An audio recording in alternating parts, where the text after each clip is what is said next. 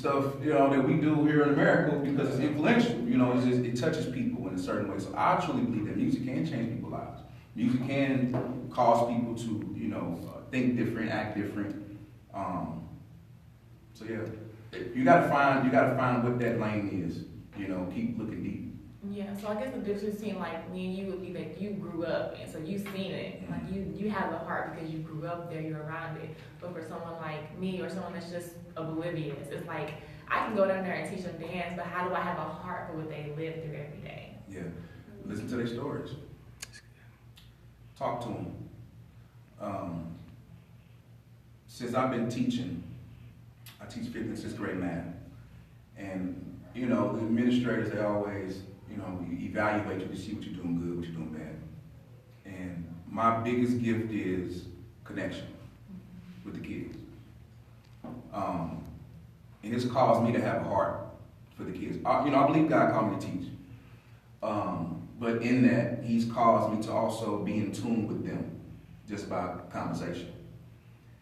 You may not have that heart right away. Sit down and have a conversation with this kid who, went home, daddy raped him, mama don't believe her, and mom wants to be with dad, but she's screaming, I've been raped, I've been raped. You know what I'm saying? And coming to school with cuts on her arm, she on suicide watch.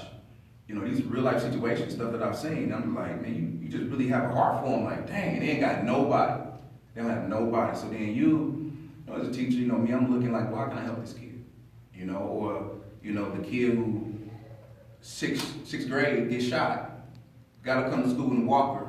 2 weeks later, both his brothers get shot, and his auntie gets shot. These kids are very urban. How can I help this kid? It's kind of hard, to not have a heart for the youth when they talk to them. I sit down and talk to these kids all the time. I bring them in the room, and I'm like, look, this, I know I'm Mr. Greenlee, but we haven't talked. You my nephew today. You my niece today. That's what I tell them. And it'll all come out. It'll all come out. So we just got to connect. I believe if one hurt, we all hurt. So.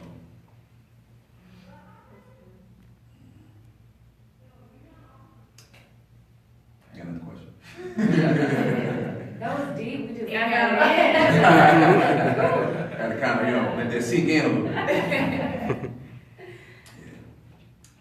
So, I'm guessing from everything I heard, I think one thing, there is a big lack of unity within the community. So, I think the question asks, where do we begin to bridge that gap? Because because at one point it's kind of like the church is supposed to bridge that gap. Yeah. But at times, we don't do what we're supposed to do. Yeah. And it's kind of like, I think at times people are looking for that, okay, I need someone to show that they care. Okay. Or they care about my livelihood.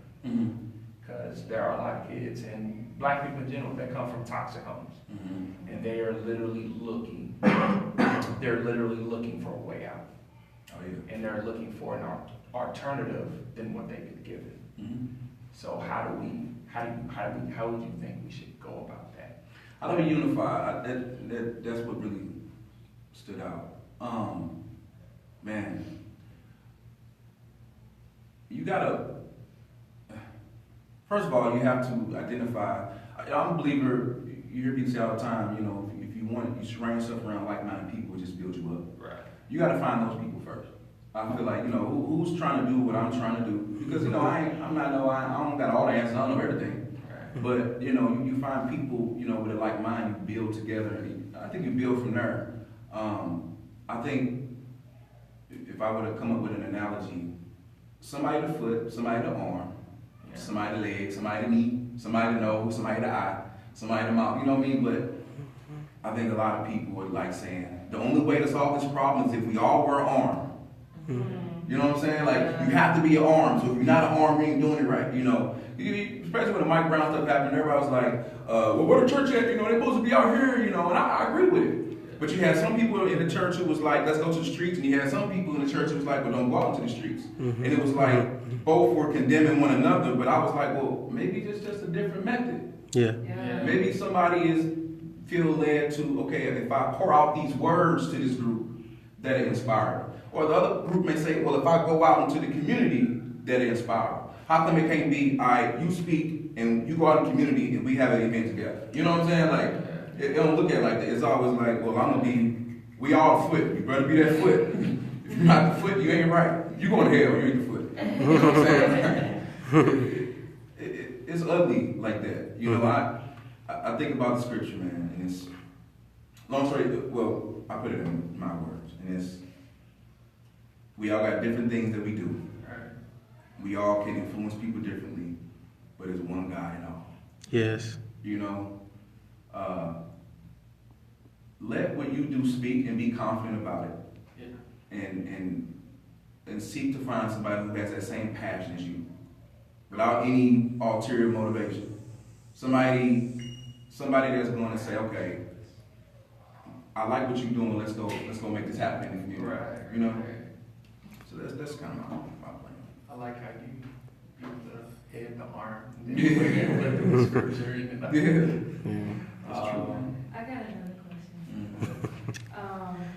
Sorry. No I should have apologies. just came up here and said it out.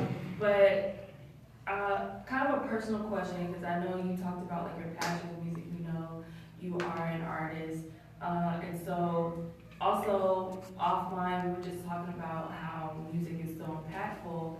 So my question to you is if you could just kind of share with us a little bit about your musical journey, how you use music for your message, and you know how that came about in your life. Just a little bit about that. Yeah, I got to give you the Cliff Note version. So I used to do music, you know, in the strip clubs, you know, in the clubs and secular places. Music was always something that was in me. My dad was a musician. And, you know, my older brother, he inspired a lot. He was a musician. And I've been producing music since I was 13. But eventually, and I got to fast forward, eventually the Lord surrounded me with godly people. And it caused me to ask myself, why am I doing music and who am I making it for? And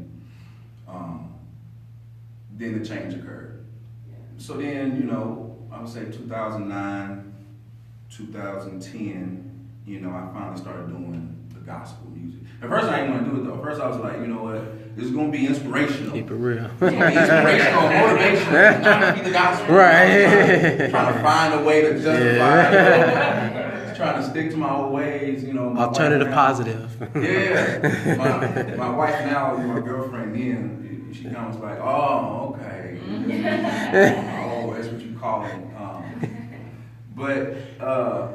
Yeah, man, so I ended up doing the gospel music, and so, you know, I believe that music sends a message, and music can send a message that transcends culture. Music can send a message that can inspire, music can send a message that can motivate.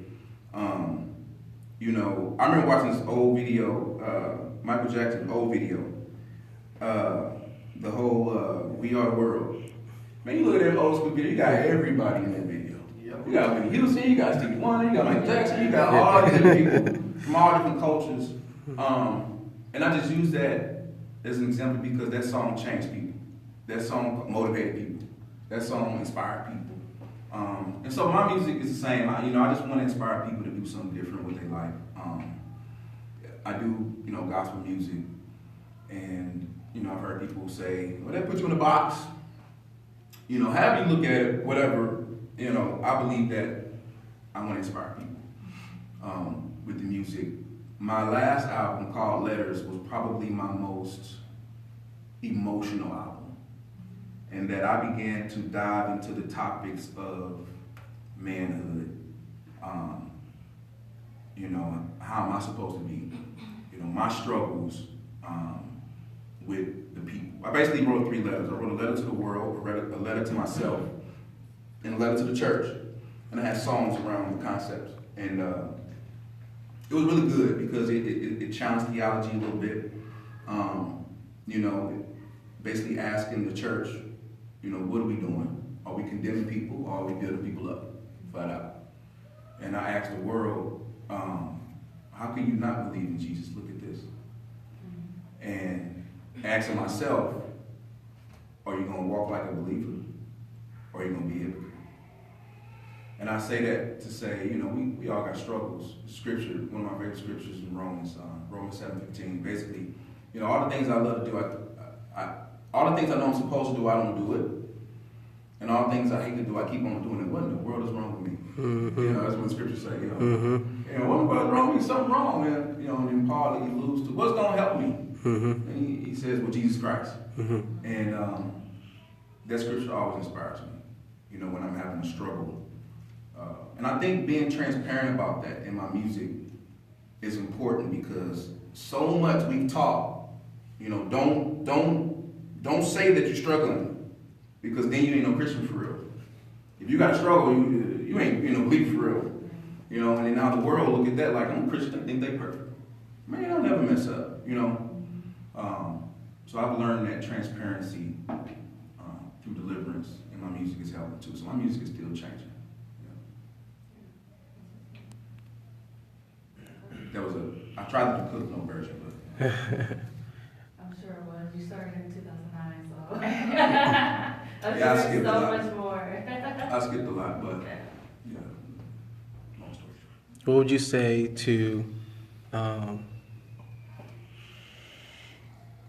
say to teachers and educators concerning the topic at hand, and considering what our urban youth need, you know, and you know, what would you say to teachers and educators that will help their attitude, their character, their disposition, and their views, so that they can better serve, better educate, not just because it's a job, but helping them, you know, get to the place. Loaded question there. Yeah, loaded. That's everything. I can go forever. I gotta pick a place to start. First off, if you don't have the connection with the student, you're not going to reach them. Mm-hmm. You have to go beyond education. Unfortunately, this is what, you know, you got to go beyond education because when you think about it, and I was telling the kids in my mentoring group, I said, you know, teachers actually end up spending more time with the kids than their parents do within the school year. Mm-hmm. You get 8 hours sleep. Mm-hmm. You know, we spend 9-10 hours with the kids. You know, we already at 18. You know what I'm saying? And Right. you at home, but a lot of times mom and daddy at work. Mm-hmm. So we end up being the mama, the daddy, the counselor, the mentor, the auntie, the uncle, whatever Yeah, you look at. yeah. We actually end up being that. And so when you look at it in that regard, you have to almost truly want to educate people. Yes. But that's one facet. Another facet I have to address is I'm a black man, and I've been to a lot of educational, you know, academic growth and professional development meetings with educators. You look around that room, there's about two men, maybe 3, but you don't see a lot of black men at all. And I'm talking about not just, and this is not no, if you teach physical education, I'm not going to call it gym, because, you know, they get mad when you call physical education class gym. But if you teach physical education, no knock against you, but I'm talking about black men who teach reading or math, which are the two, if you can't read and you can't count, we got a problem, right? So those are the 2 things that I look at. So you go to these meetings, it's like, hey, we ain't around. Ain't too many of us. And a little boy who ain't got no daddy is trying to find who's my daddy, who's my inspiration, who's gonna be, you know, who's my role model. Looking for a role model, but not knowing they're looking for a role model. You know what I'm saying? Like they don't even realize, but they are. You know, and I think that too. You got to consider, you know, think about the question of are we our own worst enemy? an educator, me as a black man, I say yes, and I have to look at that and say, well, how can I help them see a positive man? You know, you got dads just doing the wrong thing. It just takes men longer to mature. I get it, but it's a problem. It's a problem, and so yeah, the male. The black man in education, it was something else, I can't remember, it was something else you said. You said a lot, it was loaded. I was trying to remember something else you said. About educators and teachers, their attitude, their character, their disposition, and yeah. Let me tell you, if you don't have patience, teaching is hard. come on, Them kids will. come on. Them kids, Well, dude, like,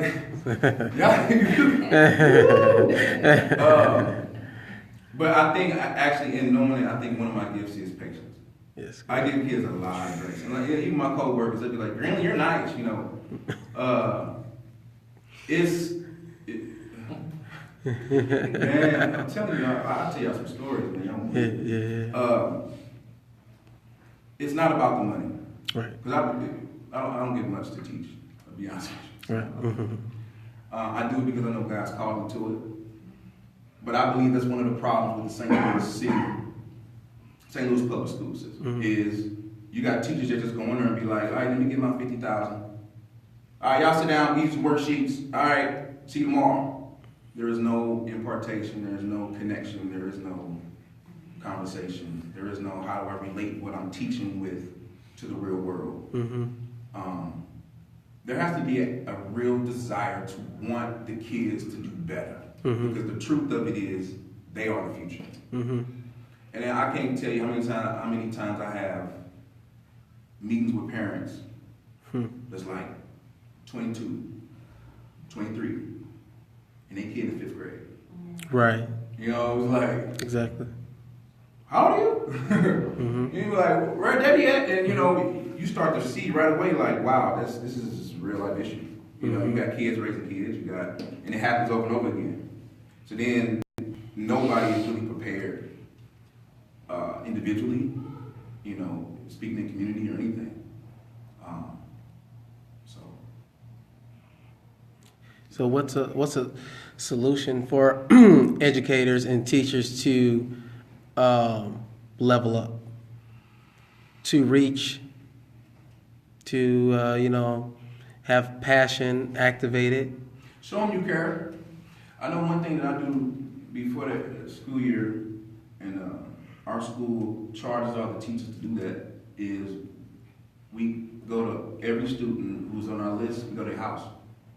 We sit down with them. We talk to them. Talk to the mama, talk to the daddy, whoever's there. And we also ask them, what do they need? Needs assessment. Yeah, need assessment, and then also just to say, hey, I'm here. I'm going to be the one teaching. You can always talk to me. Be approachable. Yes. Not just for the kids, but for the parents too, and be available. I think that's like a fourth of the battle. And then I said it earlier. You have to engage the kid. You have to really, truly engage the kid and talk to the kid. A lot of times, you got a lot of teachers do a lot of yelling. Forget teacher, parents just do a lot of yelling. Yes. And kids, they get so used to that, and they'll tune that out after a while. Yeah. You yelling so much, so they don't have a sense of urgency to want to change. You yelling at me all the time, so okay, whatever. And I've had the most success when I have came into a chaotic situation, talking real low. Like, I want to be here, little China. And I walk in and be like, what's wrong with you, man? Right.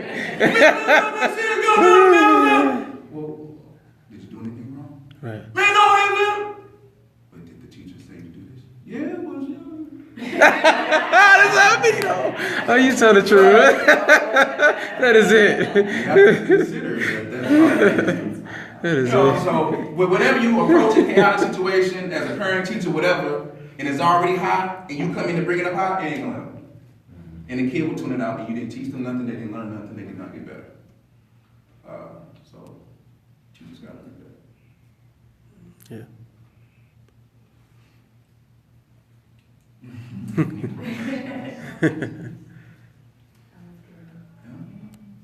From the community, from the music, so I'm just taking it all in, like.